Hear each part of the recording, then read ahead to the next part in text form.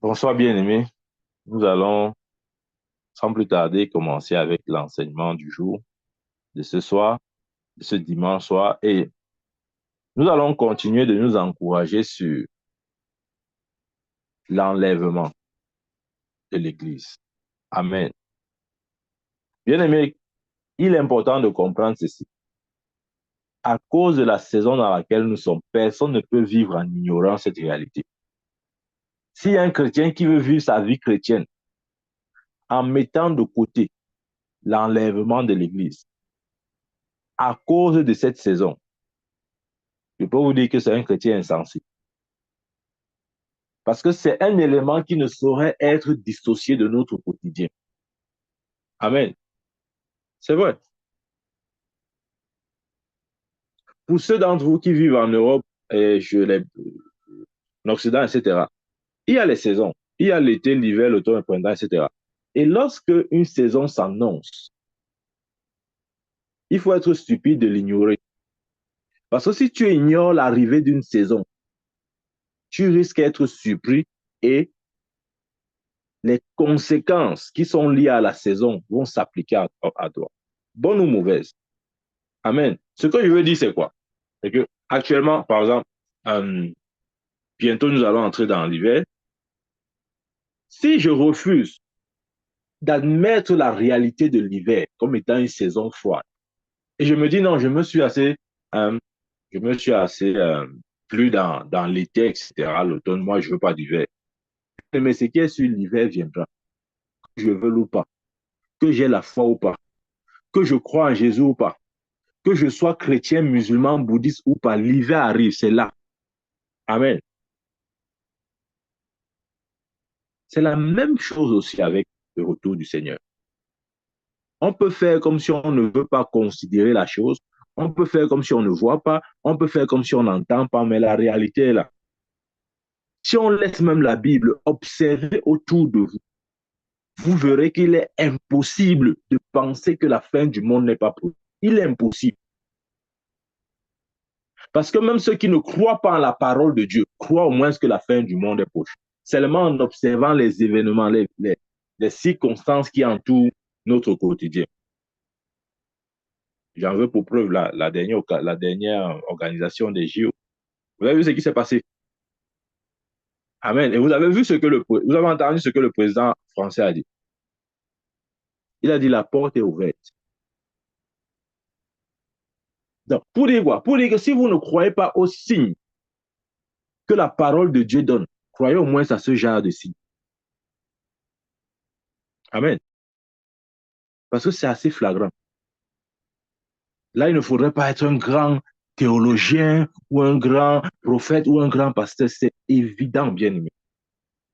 C'est pourquoi aujourd'hui, j'aimerais encore insister sur cette réalité, sur cette vérité de l'enlèvement, en apportant des éléments qui nous aideront à saisir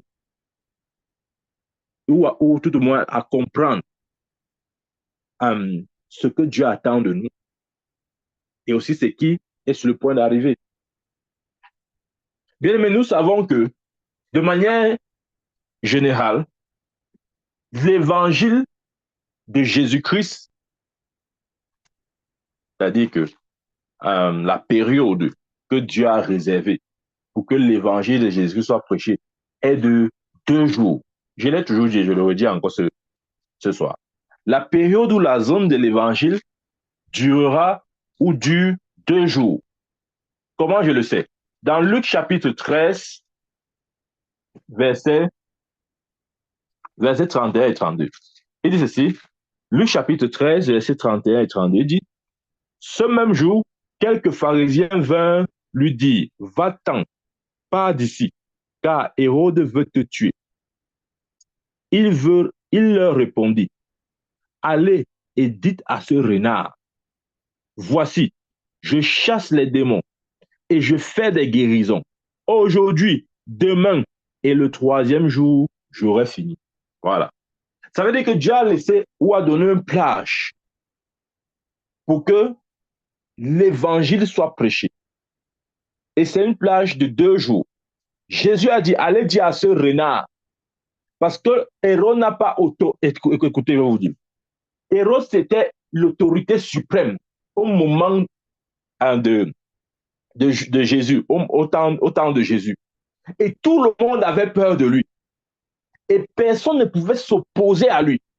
Et il a dit, il a certainement manifesté des intentions de tuer Jésus. Et la Bible dit que quoi? Les pharisiens sont venus prévenir Jésus.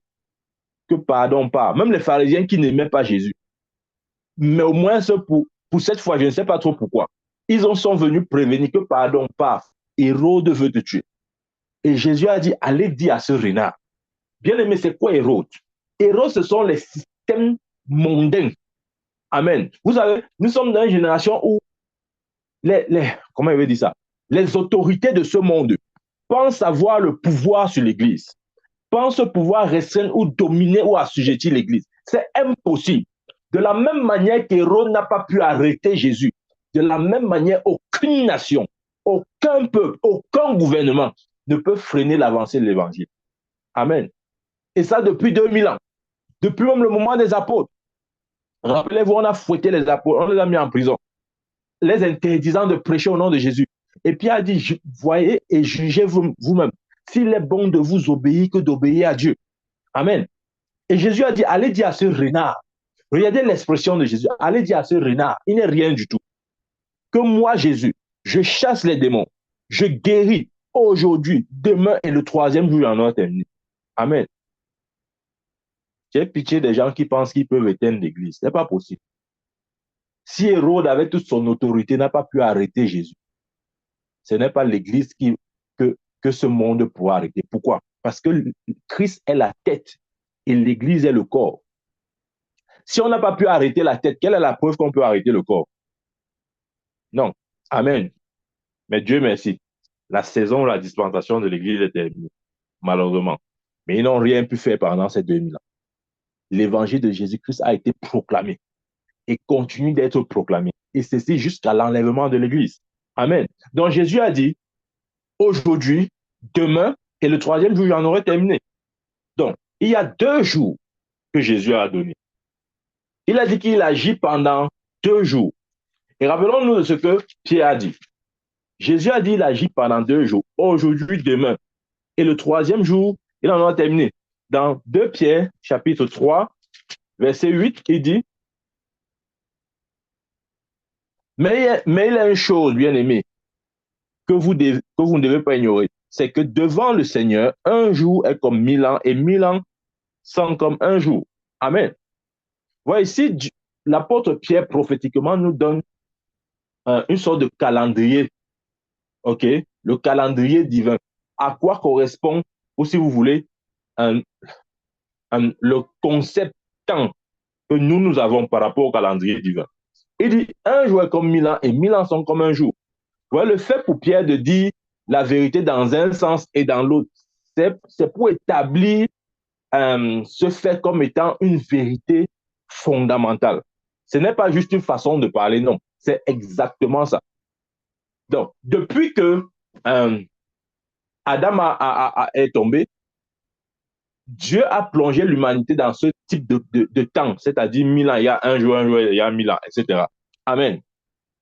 Donc, si on parle de cette base avec ce que Jésus a dit, qui a dit il agit aujourd'hui, demain, le troisième jour, il aura terminé, ça veut dire que l'évangile est censé durer 2000 ans. Et le troisième jour, il termine, c'est quoi? C'est son retour et le début du millénium. Amen. Dans, dans, Somme, dans Somme 90, verset 91, verset 4, je veux dire. Dans Somme 90, verset 4, il dit, car 1000 ans sont à tes yeux comme le jour d'hier quand il n'est plus. Ouais. Ici, même encore, le Somme 90, c'est le Somme de Moïse. Il dit, 1000 ans sont comme 1000 ans sont à tes yeux comme le jour d'hier. Ça veut dire que même Moïse confirme que 1000 ans, c'est un jour pour Dieu. Amen. Et, et je lis aussi le verset 10 qui dit, Les jours de nos années s'élèvent à 70 ans et pour les plus robustes à 80 ans. Amen. Et pour les plus robustes à 80 ans. Voilà. Nous allons nous arrêter là. Allons maintenant dans Daniel. N'oublions pas les versets que nous sommes en train de lire là. Je vais revenir sur ces versets. Dans Daniel, vous voyez, j'aime la parole de Dieu parce qu'elle est précise. Je sais, certains diront, ah, mais non, un prophète, peut-être là, tu apportes un message un peu sous un format théorique ou peut-être hypothétique, si vous voulez. Mais c'est une hypothèse très prophétique, puisque s'adossant ou s'appuyant sur les Écritures. Amen. Ouais. Tout ce que je dis, c'est ça, je reste comme ça là, j'imagine avec ma tête et puis je balance des paroles en l'air. Non. Nous tirons toutes ces inspirations des Écritures. Amen. OK. Parce que si nous ne voulons pas nous égarer dans nos pensées, dans nos raisonnements, il est important de toujours nous adosser sur les Écritures. Parce que les Écritures représentent pour nous le garde-fou. Amen. Pour les garde-fous. Dans Daniel chapitre 9, verset 10 à 11, il dit là-bas, Daniel chapitre 9, verset 10 à 11, nous avons écouté la voix de l'Éternel notre Dieu pour suivre ses lois avant qu'il avait mis. Nous n'avons pas écouté la voix de l'Éternel notre Dieu pour suivre ses lois qu'il avait mises devant nous par ses serviteurs, les prophètes. Tout Israël a transgressé ta loi et s'est détourné pour ne pas écouter ta voix. Alors se sont répandues sur nous les malédictions et les imprécations qui sont écrites dans la loi de Moïse, serviteur de Dieu, parce que nous avons péché contre Dieu. Ouais. Parce qu'ils n'ont pas écouté la parole de Dieu, ils n'ont pas écouté la loi de Dieu. Des malédictions sont venues. Bien aimé. Ça, c'était comme ça que Dieu travaillait dans l'Ancien Testament. Il y avait le concept de malédiction et de bénédiction, dépendamment de, de la décision des hommes. Si tu suis la voie de Dieu, tu es béni. Si tu ne suis pas, tu es maudit. Amen. Allons dans Lévitique maintenant. Dans Lévitique chapitre 26.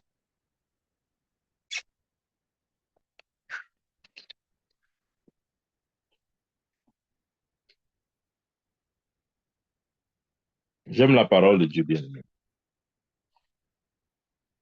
Ceux qui disent que la parole de Dieu n'est pas vraie, ce sont des histoires. Vraiment, ils ont même beaucoup de foi. Hein. Parce que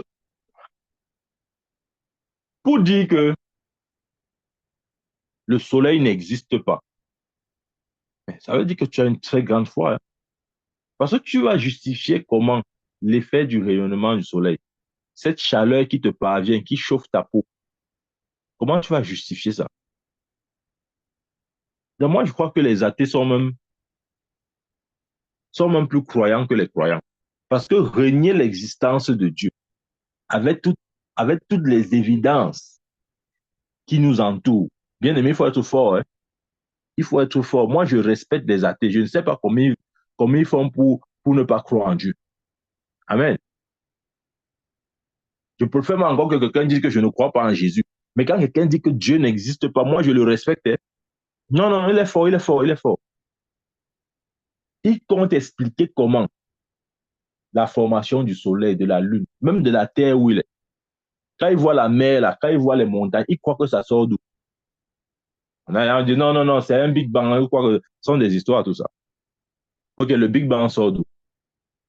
Donc, renier l'existence de Dieu, pour moi, vraiment, c'est quelque chose qui m'a toujours dépassé. Je ne sais pas comment les gens font ça, mais ils sont forts. Ça veut dire ils ont même encore une foi très grande. C'est-à-dire qu'ils réussissent à croire à l'impossible. Je ne sais pas. Amen. De toute façon, revenons dans Lévitique. Lévitique chapitre 26, verset 24. Il dit, je vous résisterai aussi et je vous frapperai 7 fois plus pour vos péchés.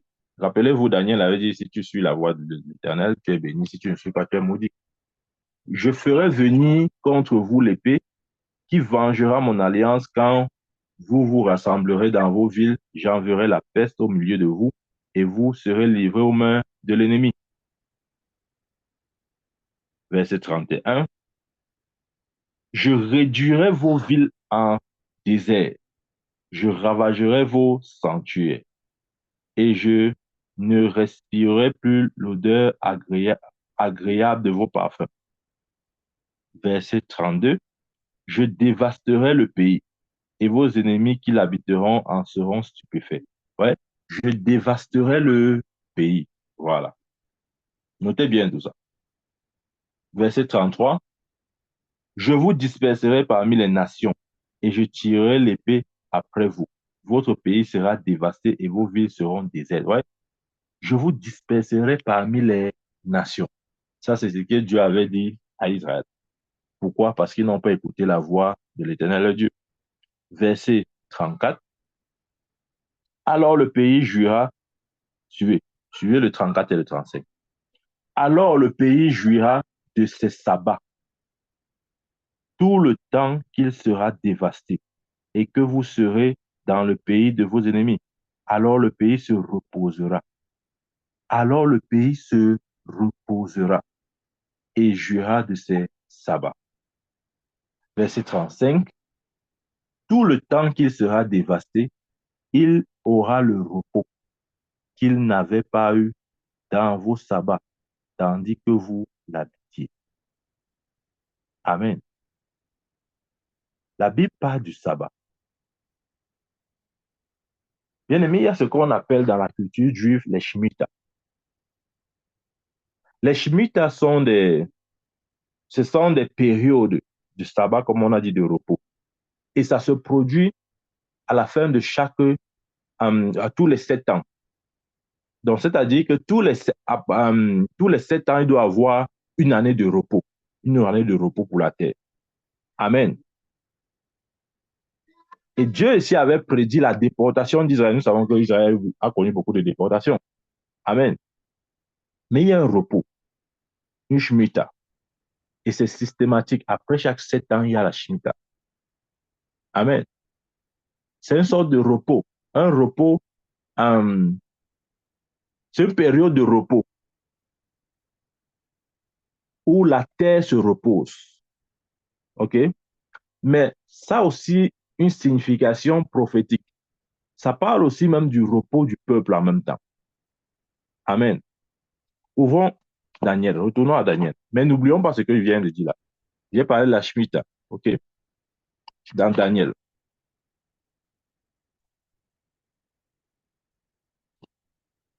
Dans Daniel chapitre 9, verset 24, il dit là-bas, 70 semaines ont été fixées sur ton peuple et sur ta ville sainte pour faire cesser les transgressions et mettre fin au péché, pour expirer l'iniquité et amener la justice éternelle, pour sceller la vision et le prophète et pour oindre le Saint des saints. Amen. Regardez. Je vais lire doucement et je vais expliquer. 24 dit, Daniel 9, 24. 70 semaines ont été fixées sur ton peuple et sur ta ville sainte. Je disais que 70 semaines, ce n'est pas 70 semaines comme nous pensons ou disons comme notre calendrier ou notre notion du temps l'indique. Non. 70 semaines, dans le contexte prophétique de Daniel, une semaine, c'est 7 ans. Donc 70 semaines, ça fait 70 fois 7. Là, je donne le résultat dans notre compréhension maintenant. Ça veut dire lorsque Daniel parle de 70 semaines, dans la compréhension de notre temps à nous, il veut simplement dire 70 fois 7, c'est-à-dire 490 ans. Voilà, c'est ça. Donc, quand il parle de 70 semaines, il veut dire 490 ans.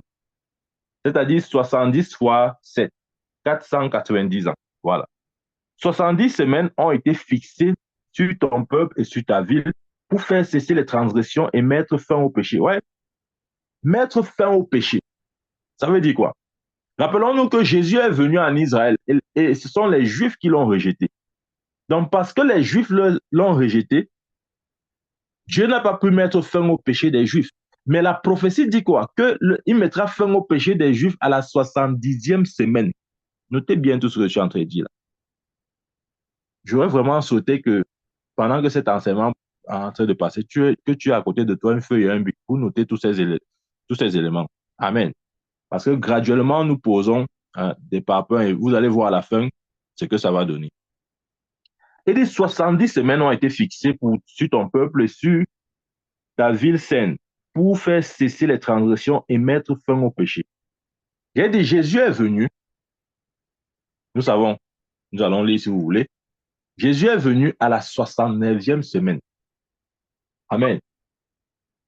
Et quand il est venu à la 69e semaine, les Juifs l'ont rejeté. Et Daniel a dit à la 70e semaine, c'est la semaine-là où il mettra fin au péché. En d'autres termes, c'est dans cette semaine que Israël reconnaîtra encore son Messie. Et nous savons que cette semaine, prophétiquement parlant, parle du retour de Christ, pas de l'enlèvement, du retour de Christ. Amen. Parce que nous savons que l'Église sera enlevée après l'enlèvement 7 ans. Après 7 ans, c'est le retour de Christ. Il reviendra sur la montagne des Oliviers. C'est là où Israël va le reconnaître maintenant en tant que Messie.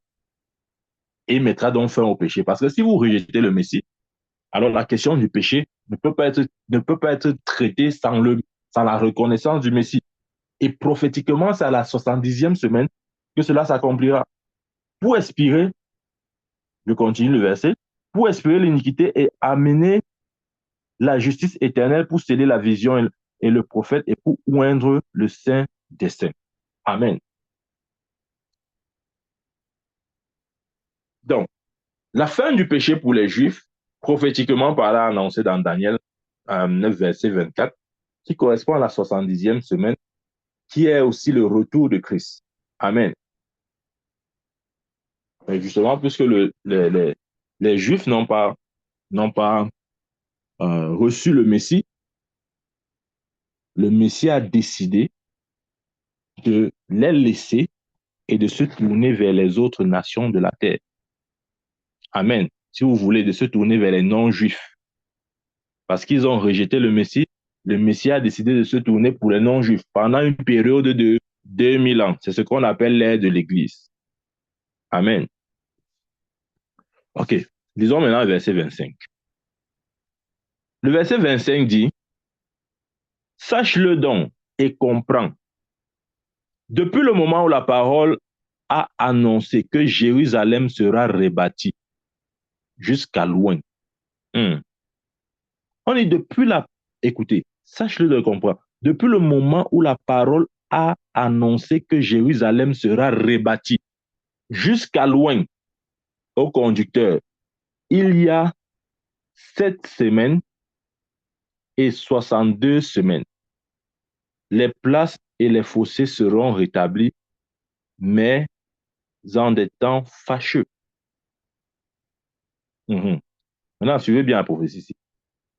Il dit, depuis le moment où la parole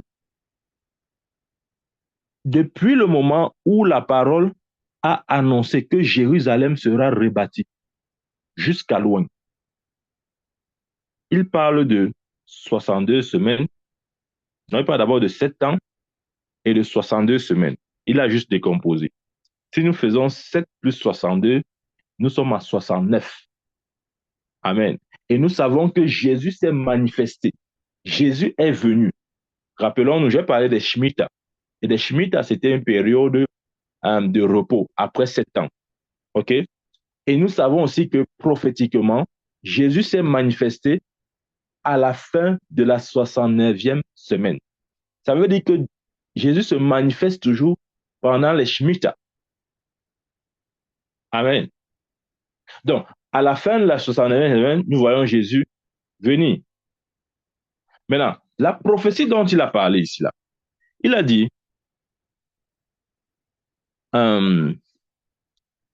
depuis le moment où la prophétie a été annoncée que Jérusalem sera rebâtie jusqu'à loin. Jérusalem sera rebâtie jusqu'à loin. Cette période est datée. Avec précision, nous savons que elle va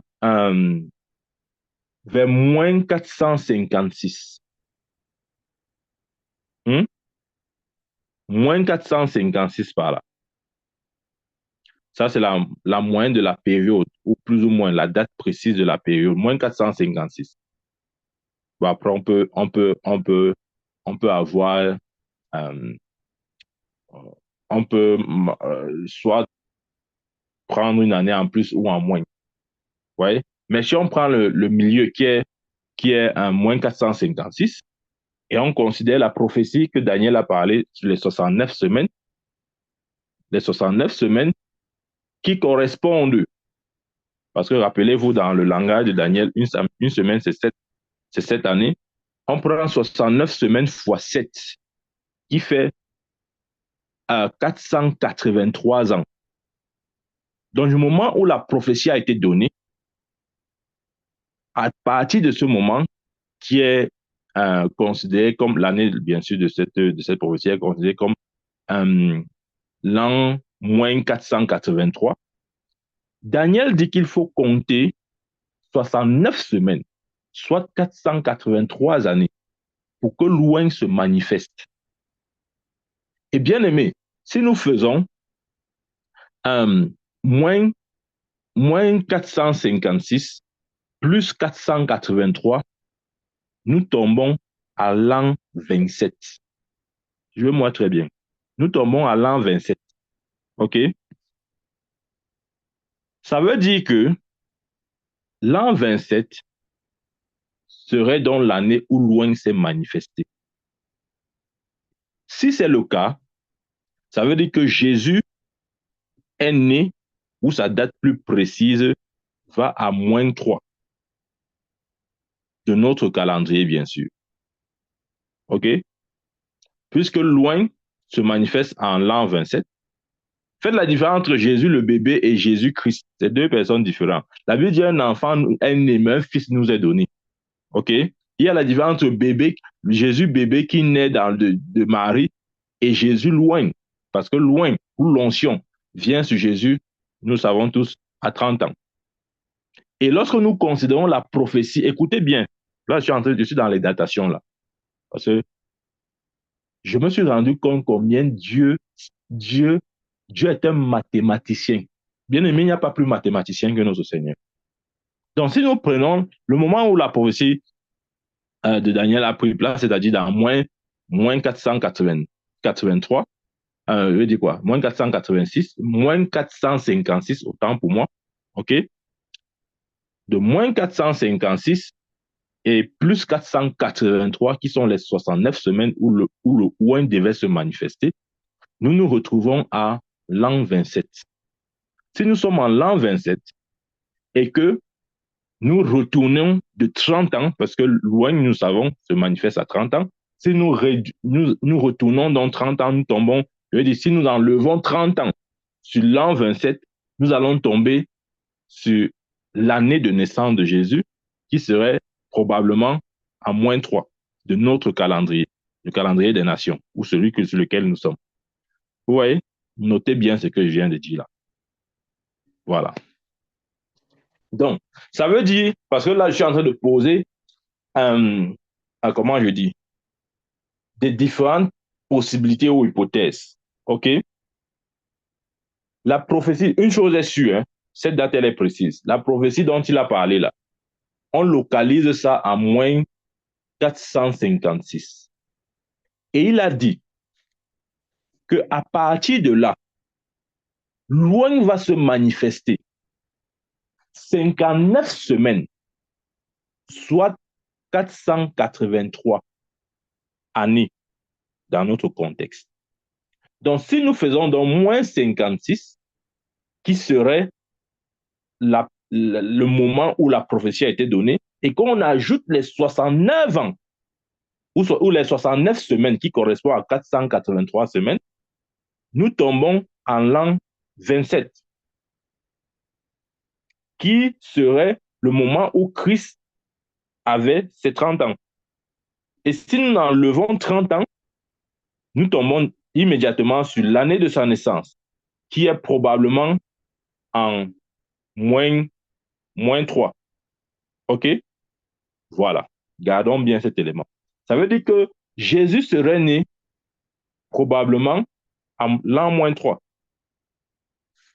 OK? Voilà.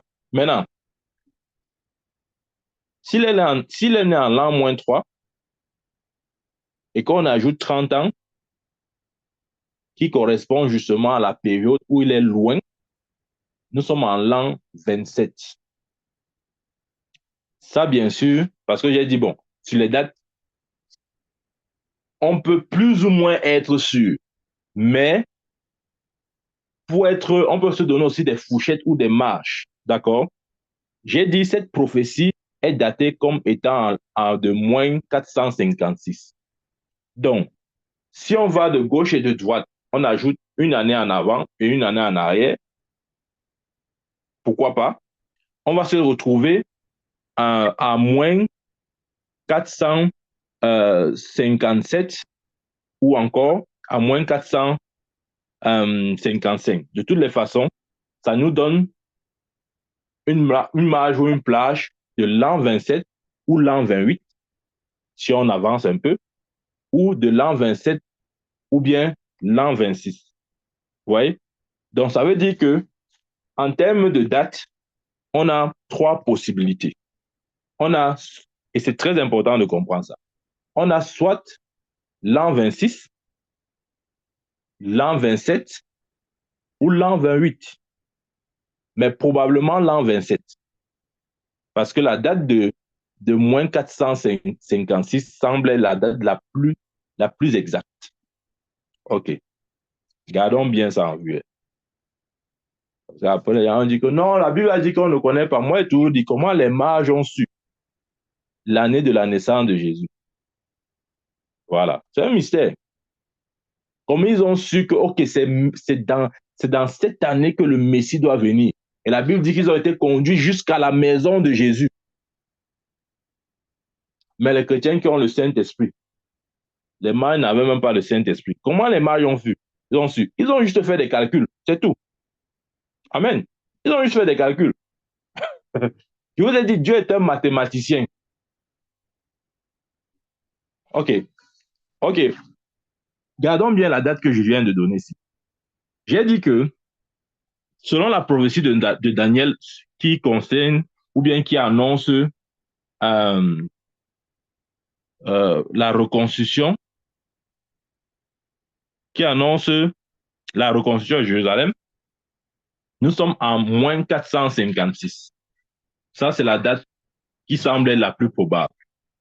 Et Daniel a dit, à partir de ce moment, il faut compter 69 semaines, soit 483 années, pour que l'Ouing se manifeste. Et si nous faisons la différence de moins 56 et 483, nous sommes en l'an 27. Ça veut dire que c'est probablement en l'an 27 que Jésus a eu ses 30 ans. L'an 27 maintenant de notre calendrier à nous. Donc ça veut dire qu'il serait donc né à peut-être moins 3 de notre calendrier. Gardons bien cette date-ci. OK? Voilà. Maintenant, il veut donner encore un autre élément. Ouvrons Jean. Jean chapitre 2.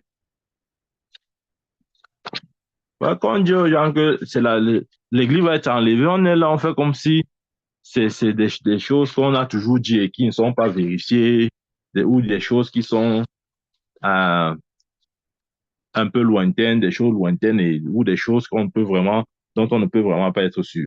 Dans Jean 2, et voilà encore un autre élément que je donne. OK? Voilà encore une autre preuve que je donne.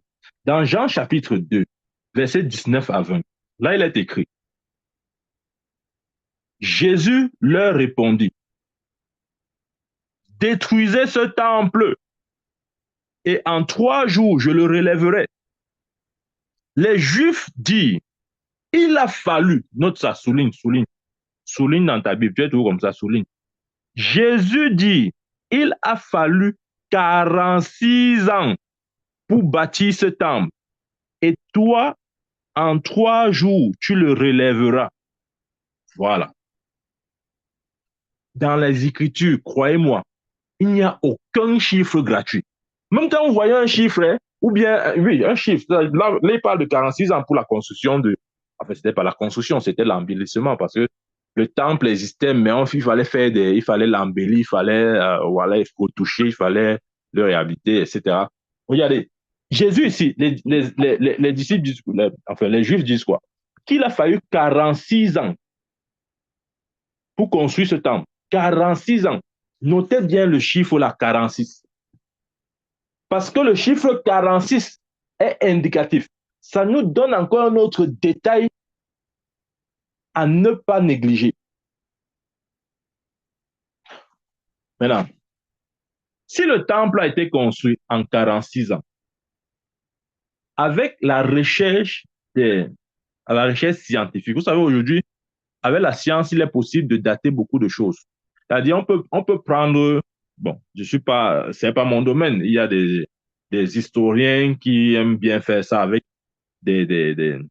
comment ils disent, des calculs précis avec le carbone 14, etc. On peut déterminer l'âge ou la durée de beaucoup de choses, vous voyez? C'est-à-dire, on peut venir, on voit un bâtiment, on prélève les échantillons, on fait des tests, on te dit exactement à quel moment, ou disons, la durée du matériau, ou oui, le matériel utilisé, ou les matériaux, on peut te déterminer avec précision à quel moment ça a été fait. Amen. Donc, ce qu'il faut savoir, c'est que dans ce sens, les recherches ont été faites sur ce temple pour savoir le moment précis de sa construction. Amen. Et la construction de ce temple a démarré en moins 19 avant Jésus. Amen. Et si vous faites moins 19 plus 46 ans, faites le calcul là. Moins 19 plus 46. On se trouve à combien? À 27. Amen. À l'an 27, je veux dire.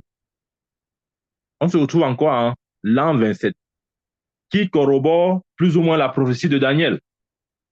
Parce que je vous ai dit que Daniel avait dit que 69 semaines doivent être ajoutées, enfin, 69 semaines doivent être accomplies pour que l'Ouing se manifeste. Et pendant qu'il donnait cette prophétie, on était en moins 456, qui nous donnait, en faisant une différence, l'an 27 de notre calendrier, bien sûr. Et une fois encore ici, sur cette prophétie, où les Juifs disent que ça a été construit en 46, que ça a pris 46 ans pour la construction, et que le test au carbone 14 montre que le temple a commencé en réalité moins 19, à moins 19 avant Jésus-Christ. Si nous faisons donc la différence de moins 19 et plus 46, nous retombons en l'an 27, qui est aussi et qui est encore là, ou bien qui correspond à 30 ans de la vie de Jésus, l'an 27. OK? N'oublions pas ça. Et j'ai aussi dit que les Shemitah ont lieu tous les 7 ans. N'oublions pas ce qu'elle a dit au début. Les Shemitah ont lieu tous les 7 ans. Après 7 ans, il y a une année de repos pour la terre. Et Jésus, à la 69, s'est manifesté à la fin de la 69e semaine, donc à la Shemitah. Voilà pourquoi il se présente comme étant le repos. Il est le repos dans tous les sens. Le repos de nos âmes, nos corps, nos esprits, de tout. Il est notre repos. Parce qu'il se présente toujours à la Shemitah. Amen. OK. Il y a un autre élément. Voyez, il a donné 2 preuves. Il m'avait dit avec la 3e preuve. La 3e preuve se trouve dans Matthieu chapitre 24, Matthieu chapitre 24. Je lis le verset 32 et 34. Il dit, instruisez-vous pour une comparaison tirée du figuier. Excusez-moi. Tirez-vous par une comparaison tirée du figuier. Dès que ses branches deviennent tendres et que les feuilles poussent, vous connaissez que l'été est proche. Vous connaissez que l'été est proche. OK. Verset 33. De même, quand vous verrez toutes ces choses, sachez que le Fils de l'homme est proche à la porte. Verset 34. Je vous le dis, cette génération ne passera pas, que tout cela n'arrive. Le ciel et la terre passeront, mais mes paroles ne passeront point. Ici, Jésus parle de quoi? Ici, Jésus, le figuier dont il est question, c'est Israël. Dans les Écritures, le figuier est toujours rattaché à Israël. Rappelez-vous, Israël a connu plusieurs euh, déportations. À plusieurs reprises, Israël s'est dispersé. Mais ici, nous savons que la dispersion d'Israël, du moins la plus récente qui a été suivie par le regroupement, s'est produite en l'an 70. Amen. Donc, 40 ans après Christ, c'est-à-dire 30 ans, parce qu'à 30 ans, Christ est loin, on ajoute 40, nous sommes en l'an 70. C'est à ce moment-là que Israël s'est dispersé. Et si Jésus prophétise le regroupement d'Israël en tant que nation, et l'histoire nous fait savoir que Israël s'est reconstitué, du moins la date officielle, ok? La date officielle que nous avons, c'est mai 1948, ok? Mai 1948. Et Jésus lui-même a dit, ça c'est Jésus, et c'est pas quelqu'un d'autre. On m'a dit que non, les autres trucs, c'était seulement les Daniel qui parlaient. Les autres trucs, c'était les Jérémie qui parlaient. Ici, c'est Jésus. Donc, si même on refuse de considérer les autres éléments que j'ai donnés, refusons même, acceptons, supposons même que tout ce que j'ai dit ici soit faux. Cette écriture, parce que Jésus a fini en disant, le ciel et la terre passeront, mais mes paroles ne passeront point. Jésus dit que lorsque Israël sera reconstitué comme nation, la génération là ne passera pas sans que le Fils de l'homme, parce que rappelez-vous, le verset 24 parle de l'enlèvement. OK? Il dit cette génération ne passera pas que l'enlèvement, sans que l'enlèvement n'ait lieu. Amen. Donc, ça veut dire que si Israël est officiellement proclamé nation en 1948, et aussi, rappelons-nous au début, je nous ai lu le Somme 90, verset 10, où Moïse dit qu'il donne de vivre 70 ans et 80 ans pour les plus robustes. Ça, c'était le concept de la génération. À ce moment, une génération allait de 70 maxi 80. Si on ajoute 80 en 1948, on, on, se, on se retrouve en 2028. Voilà. 2028. OK. Voilà, quand il dit 2028, comme ça, les cœurs des gens sont en train de battre fort. Mais, le gars, s'il veut nous dire quoi? Je suis juste en train de te présenter les faits. Je ne conclus rien. C'est toi qui vas conclure. Amen. Il a dit, cette génération ne passera pas. 1948 pour 80, ça va combien? 2028. OK. Je continue ma prédication. Donc, ça veut dire que Dieu nous a donné, une fois de plus, cette référence que je viens de lire là, pour justement dire que son retour est imminent. Son retour est imminent, bien aimé. Maintenant, j'ai parlé des Shemitah tout à l'heure.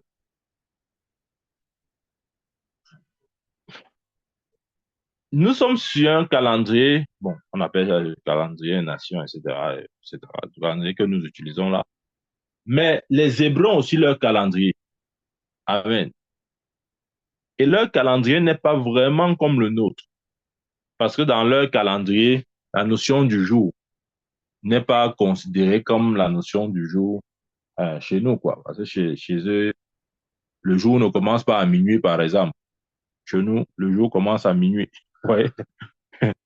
Donc, ils ne peuvent pas, on ne peut pas être synchronisé au niveau des calendriers parce que notre découpage n'est pas le même. Mais j'aimerais nous donner cette autre précision encore. Bien sûr, ce calcul a été fait par des juifs, par des gens qui maîtrisent véritablement les calendriers hébraïques, etc. Il y a quelque chose de fort qui s'est produit. Qu'est-ce que je veux nous dire? En 2021, de notre calendrier, 2021 de notre calendrier correspond exactement à 5782 dans le calendrier hébraïque. Amen. Et les prophéties disent que le Messie se manifesterait en 5782 ans du calendrier hébraïque. Amen. Et c'est bizarre de voir que si nous prenons Adam jusqu'à David, c'est une période de 2891 années du calendrier hébraïque, bien sûr. Et si nous prenons David jusqu'au Messie, nous sommes encore en 2891. Donc, 2891 d'Adam à David, 2891 encore de David au Messie. Amen. Et si vous sommez les deux, 2891 fois 2, vous retomberez à 5782, qui correspond dans notre calendrier à l'année 2021, qui est une année, qui est la période de Shemitah, qui est une année de Shemitah. Donc, ça veut dire que depuis 2021, la dernière Shemitah s'est accomplie. Et la prochaine, puisque la Shemitah a lieu chaque 7 ans, la prochaine aura lieu 7 ans. Si vous ajoutez 2021 à 7 ans, nous sommes en 2028. Et si vous ajoutez 1948 plus une génération de 80 ans, on tombe en 2028. Si vous ajoutez l'année où le temple a été construit, la période de la construction du temple, nous retombons en l'an 27. Et Jésus a dit que l'évangile sera prêché pendant 2000 ans. On est en 2027. OK? Voilà. Si, si vous comptez aussi la prophétie de Daniel qui a dit que lorsque le temple sera, la reconstruction du temple qui est à moins 483, si vous ajoutez 401, je veux dire quoi, moins 456, si vous ajoutez 483 qui représente les 69e semaines, nous nous retrouvons encore une fois de plus en l'an 27, qui est l'année où loin se manifeste, à 30 ans, l'an 27 de notre calendrier. Et si vous retirez 30 ans pour trouver, vous tomberez plus ou moins sur l'année de naissance de Christ qui est en moins 3 de notre calendrier. Tout ceci pour dire quoi? Pour dire que même si nous apportons des comment dire, si nous supposons que les dates ne sont pas précises en termes d'exact, enfin, ne sont pas exactes, on peut se donner un an en moins ou un an en plus, OK? De toute façon, on verra que quel que soit le cas, si on se dit un an en plus, un an en moins, pour toutes ces dates-là, nous ne traversons pas 2030. Amen. Parce que rappelons-nous, en 2021, j'ai dit on était à 5782. Ça, c'est sûr. Cette date-là, elle est sûre. Qui correspond à la période de Shemitah. Et les Shemitah se produisent chaque 7 ans. Donc, normalement, depuis 2021, nous sommes entrés dans la plage où Jésus, ou si vous voulez, où l'enlèvement peut avoir lieu à tout moment. C'est ce que j'essaie de dire. Parce que selon le calendrier hébraïque, ça correspond au retour du Messie. OK? Parce que j'ai dit, on a 2891 pour Adam à David. De David au Messie, on a encore 2891. Et quand nous sommes les deux, on a 5782 qui correspond dans notre calendrier à nous, à 2021. Donc, nous savons que la prochaine, je veux dire quoi? Les Shemitah ont lieu chaque 7 semaines, à la fin de chaque 7 ans. Donc, ça veut dire que depuis 2021, on a traversé le temps. C'est-à-dire, on est littéralement sur la ligne rouge. Maintenant, si on se dit, OK, je donne plusieurs éléments comme ça pour qu'on réfléchisse ensemble. Si on se dit que chaque Shemitah période de 7 ans, si vous ajoutez 7 ans pour que la prochaine Shemitah arrive, parce que normalement, c'est entre cette Shemitah que Christ doit revenir, on tombe à combien? À 2028. Donc, ouais, de maintenant à probablement 2028 et d'autres éléments que j'ai donnés. La naissance, la formation d'Israël, j'ai parlé de ça. La formation du temple, j'en ai parlé. La prophétie de Daniel, j'en ai parlé. Quand il a parlé des 69e années. Vous voyez que tous ces détails nous ramènent plus ou moins à une période de 2027-2028. Mais une chose est sûre, la chose dont je suis sûr, et je vous ai dit ça ne se produit pas comme ça, je deviens musulman. Ce qui est sûr, c'est que l'enlèvement ne peut pas traverser 2030. Parce que même s'il y a eu plus ou moins des erreurs au niveau des dates, ce ne sont pas des erreurs énormes. Ça peut être des erreurs de 1 an maxi. Vous voyez? 1 an maxi. Parce que généralement, ce sont des dates assez précises. 1 an maxi, sinon c'est la date même. Vous voyez?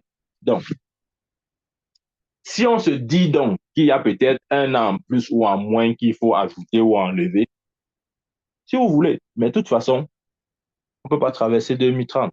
Ça, c'est impossible.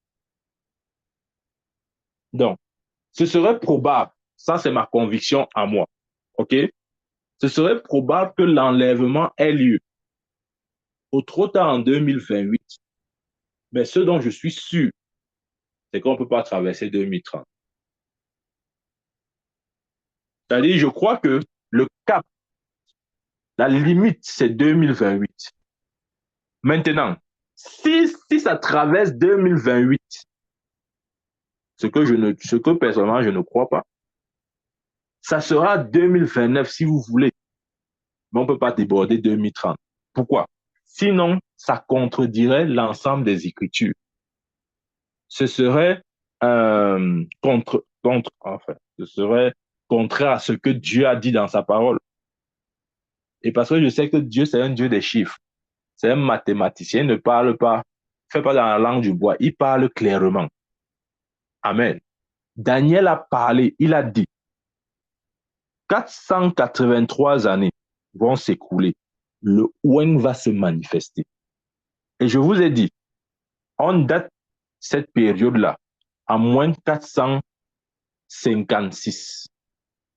Maintenant, si on ajoute les 69 semaines que Daniel a prophétisées par rapport à la période qui a été annoncée pour la reconstruction de Jérusalem, moins 456, ajoutons simplement les 69 semaines qui correspondent à 483 ans, à cette date de prophétie, à moins 456, bien évidemment, nous tombons en l'an 27. Et nous savons qu'il y a la différence entre bébé Jésus et Jésus-Christ. Jésus-Christ, c'est le ouin. Il est ouin à 30 ans. Donc, c'est probable, fort probable, qu'en réalité, Jésus a eu ses 30 ans en l'an 27 de notre calendrier. Et si c'est le cas, ça veut dire que Jésus est en fait né à -3, ce que je pensais depuis d'ailleurs. Je vous ai dit ça une fois. Je pense que notre calendrier, on doit un peu décaler encore de 2 ou 3 ans pour tomber exactement sur l'an 0 même. Vous voyez ce que je veux dire? Voilà. Donc, si c'est le cas, nous voyons que Daniel, au regard de sa prophétie, j'insiste encore dessus. La prophétie de Daniel a dit que lorsque Jérusalem sera rebâtie, cette prophétie-là a été donnée, ça c'est sûr, ça c'est une date sûre, en -456.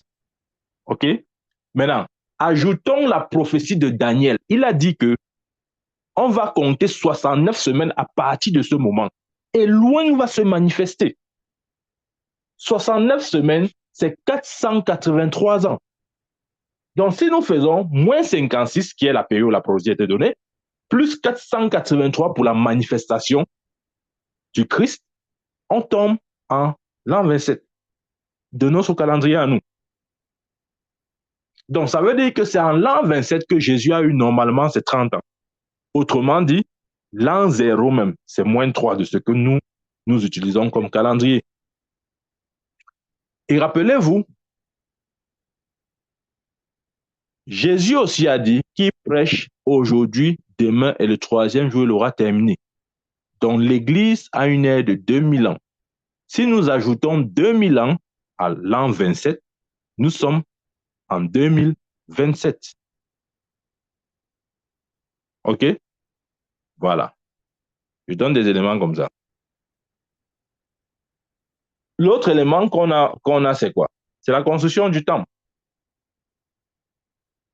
Ça fait 46 ans et les recherches scientifiques prouvent que après examination au carbone 14, etc., on a déterminé que la construction a commencé à -19 avant Jésus.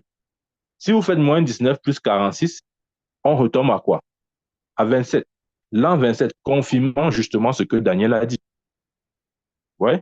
Parce que quand on prend la prophétie de Daniel, on prend maintenant le test de Jean sur la construction du temple, on tombe sur la même date, l'an 27.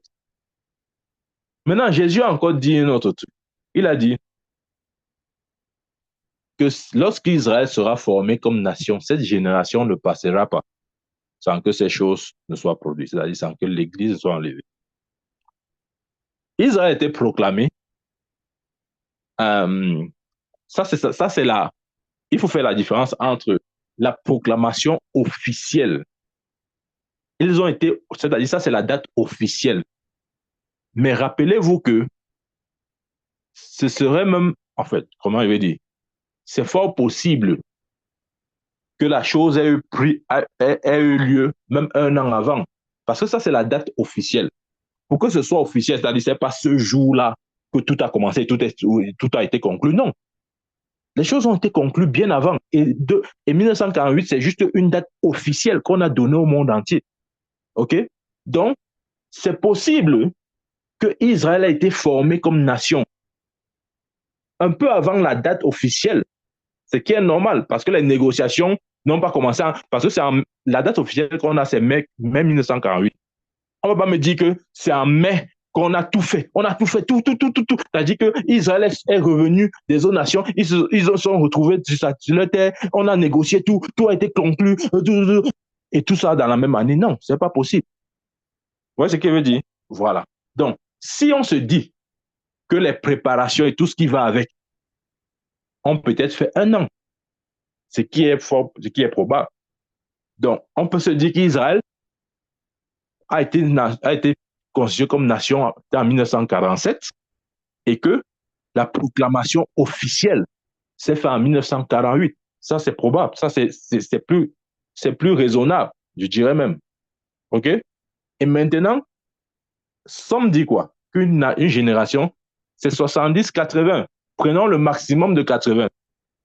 Ça veut dire si on suppose que Israël a été constitué comme nation peut-être en 1947, et que c'est en 1948 que finalement ça a été officialisé, en même 1948. Pourquoi pas? Si on ajoute 80 ans sur 1947-1948, on va se retomber sur quoi? Sur 2027-2028. Nous sommes ensemble? Voilà. 2027-2028. Et Jésus a dit, cette génération ne passera pas. Cette génération ne passera pas. Voilà. Et je vous ai dit encore que prophétiquement, OK, quand on calcule, parce qu'il y a deux calendriers, le calendrier des nations, ce que nous utilisons, le calendrier juif. Quand on se réfère au calcul du temps dans le calendrier hébraïque ou calendrier juif, le Messie se manifeste en 5782, je l'ai dit. OK? Et curieusement, de Adam jusqu'à David, c'est 2891 années. De David jusqu'au Messie, c'est encore 2891 années. Alors, si on somme ça, ces 2 années, nous retrouvons avec 5782. Et bizarrement, 5782 du calendrier hébraïque correspond exactement, je dis bien exactement, à 2021. Vous allez me dire, qu'est-ce que je veux dire? Ce que je veux dire, c'est que, prophétiquement parlant, la ligne, au regard des dates, la ligne a été franchie depuis 2021. Donc, ça veut dire que depuis 2021, le temps a été accompli. Maintenant, Christ peut se manifester à tout moment. Mais si nous allons encore sur le principe que les Shemitah se produisent chaque 7 ans, nous savons, nous savons qu'avant la prochaine Shemitah, c'est-à-dire avant les prochains 7 ans, il serait normal enfin, il serait fort probable qu'avant la prochaine Shemitah, qui se manifeste. La prochaine Shemitah, c'est quoi? Si nous sommes en 2021, si vous ajoutez 7, ça fait 2028. Donc, c'est probable qu'à partir de maintenant jusqu'à 2028, qu'il se manifeste. Vous voyez? Donc, bien aimé. Maintenant, c'est toi-même qui vas tirer tes conclusions. Je n'ai aucune conclusion à te donner. Ce que je voulais juste te dire, c'est que le temps est fini. Amen. Le temps est fini. Je suis sûr d'une chose. Avant 2028, ça c'est le cap. Et si même, je ne sais pas trop comment ça peut se faire, je ne crois même pas à ça, mais si même, je dis si même, ça traverse, ça déborde 2028, ça ne peut pas déborder 2030.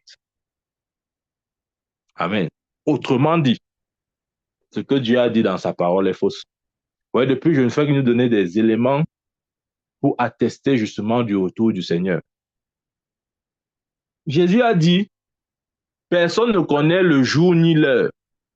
Je ne sais pas s'il a dit personne ne connaît l'année. Moi, je n'ai pas lu ça dans la Bible. Je n'ai pas lu qu'il a dit que personne ne connaît l'année. Non. Il a dit quoi? Il a dit, instruisez-vous par une comparaison tirée du figuier. Dès que ses branches deviennent tendres et que le feuillage pousse, vous connaissez que l'été est proche. L'été. Il parle là de l'été, la saison. Je vous dis ce que ça veut dire. Ça veut dire que Dieu peut révéler l'année, la saison, mais il ne révélera pas le jour et l'heure. Maintenant, vous avez compris. Il dit, sachez que l'été est proche. Donc, Dieu peut cerner ou donner même une révélation directe sur l'année, La saison, est-ce que c'est en hiver, c'est en été, c'est en ceci? Voilà, c'est écrit dans la Bible. Il a dit, cette génération ne passera pas sans que ces choses ne soient accomplies. Amen. Donc, nous avons plus d'une raison de penser que, en tout cas, pour ce qui me concerne, ça reste ma conviction personnelle. Vous n'êtes pas obligé de me rejoindre dans ma conviction. Je suis plutôt convaincu que le cap pour l'enlèvement, la date limite, c'est 2028. Et comme j'ai dit, si ça traverse ce que je doute fort, ça ne peut pas aller au-delà de 2030. Non. Autrement dit, Daniel a menti. Autrement dit, même Jésus là, il a menti. Autrement dit, tout est faux. Donc, bien aimé, quand on dit qu'il y a l'enlèvement, je ne crois pas que c'est pas moi. Ce n'est le refrain d'aucun chant. C'est une réalité. Nous devons intégrer cette réalité dans notre quotidien. Amen. Nous devons intégrer cette réalité dans notre quotidien. Les satanistes savent ces choses. J'étais surpris de voir que, pour ceux qui connaissent ce dessin animé, Simpson, je sais pas si vous connaissez ce dessin animé. Allez taper sur YouTube, Rapture, Predict by Simpson. Vous allez voir. Ils reconnaissent qu'il va y avoir enlèvement. Ils ont sorti un dessin animé sur l'enlèvement. Et croyez-moi, les Simpsons, il y a beaucoup de choses qu'ils ont prédit, hein, et ils sont accomplis. Je sais pas, peut-être ils lisent dans une tasse ou je sais pas trop comment ils le font, mais c'est vrai. Donc, de toute façon, je ne dis pas que l'enlèvement est vrai parce que les Simpsons ont prédit. Non, mon référentiel n'est pas les Simpsons. Je veux simplement dire que Dieu, dans sa parole, nous a parlé de ça, en nous donnant suffisamment de détails. Et même ceux qui ne sont pas de notre temps, ils ont parlé aussi de ça. Mais comment est-ce que nous qui sommes dans le camp de Dieu, nous réussissons à être inconscients, ignorants et je n'aime pas le mot exact. C'est-à-dire, comment nous réussissons à vivre sans intégrer l'enlèvement? Amen. On a un frère, quand on lui dit que Jésus revient, il est énervé, il se fâche. Bien, mais quand tu dis à quelqu'un que Jésus revient, il se fâche, je vais te dire, c'est parce qu'il n'est pas prêt. C'est parce que son esprit lui rend témoignage qu'il n'est pas prêt. Au lieu de s'ajuster, il préfère se fâcher. J'ai dit tout à l'heure, les saisons ne dépendent pas de l'homme. Bientôt, ça sera l'hiver.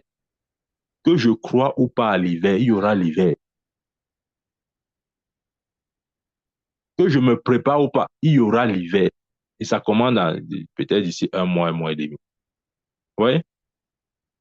Non, ce n'est pas une question d'humeur, c'est pas une question de est-ce que je crois, est-ce que je ne crois pas. Crois, ne crois pas, ça va arriver. Amen. Je parlais d'un groupe d'immigration des Camerounais là-bas, et puis je présentais cette vérité. Et quelqu'un a intervenu, dit que vraiment, dis à ton Jésus dis à Jésus d'attendre un peu, je ne suis pas prêt. Je lui ai dit que ça, c'est une date déjà fixe. Il ne peut pas la modifier pour toi, ni pour quiconque. Si tu ne veux pas t'apprêter, ça sera tant pis pour toi. Amen. Parce que des fois, nous avons l'impression que, OK, c'est à Dieu de s'adapter. Dieu ne s'adapte pas. C'est nous qui nous adaptons à son standard. Amen. Je l'ai dit, la date de l'enlèvement, c'est une date fixe. Rappelez-vous de ce que Jésus a dit à ses disciples. Il a dit, est-ce que c'est à ce moment que tu viendras rétablir le royaume d'Israël? Il a dit, il n'est pas de votre ressort de savoir à quel moment le Fils de l'homme viendra, mais c'est le Père. Amen. Donc, ça veut dire que c'est une date fixe. C'est une date fixe. C'est une date qui ne peut pas être bougée, qui ne peut pas être modifiée. C'est impossible, bien aimé. En fait, je prenais cet exemple pour expliquer un peu le retour de Christ dans ce groupe-là. Je disais, tu vois, les dates d'examen sont des dates calées. Quand, par exemple, au Cameroun, on dit que le bac, c'est le 3 mai. Bien aimé, on ne veut pas savoir si tu es prêt ou pas. On ne veut pas savoir si tu as étudié ou pas. Si on dit que le bac, c'est le 3 mai, le 3 mai, là, il y aura le bac. C'est soit tu échoues, soit tu passes. Le ministère ne va pas modifier la date parce que tu n'es pas prêt. Bien aimé, Dieu ne va pas changer la date de l'enlèvement parce que nous ne sommes pas prêts. C'est impossible. Il peut modifier toutes les dates sauf celle-là. Il ne va pas modifier ses plans parce que nous ne sommes pas prêts. Voilà pourquoi il nous avertit. Et il nous avertit encore ce soir. Tu dois te laisser avertir, bien-aimé. Je n'aime pas dire à la fin que, oh Dieu, vraiment, il n'était pas prêt. Il n'était pas prêt. Dieu va te dire que mon prophète t'a parlé. Mais tu voulais qu'un ange du ciel descende pour te parler. Amen. Donc, bien-aimé, le temps est court. Je dis encore, 2028, là, serait probablement la limite. Je ne suis pas en train de dire que l'enlèvement aura lieu en 2028. Tu vois, je te connais. Toi, on a dit que oh, le prophète nous a dit que l'enlèvement aura lieu en 2028. Je n'ai jamais dit ça. Voilà. Ce que je dis, c'est que l'enlèvement peut avoir lieu à tout moment.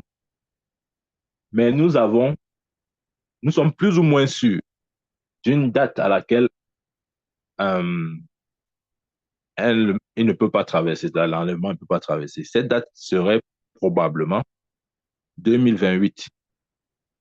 Et je dis, ça c'est personnellement maintenant, si même 2028, OK, passe et que l'Église n'a pas été enlevée, je suis sûr d'une chose et certain, nous ne pouvons pas déborder cette décennie-ci. Voilà la chose dont je suis sûr, aussi sûr que l'existence de Dieu.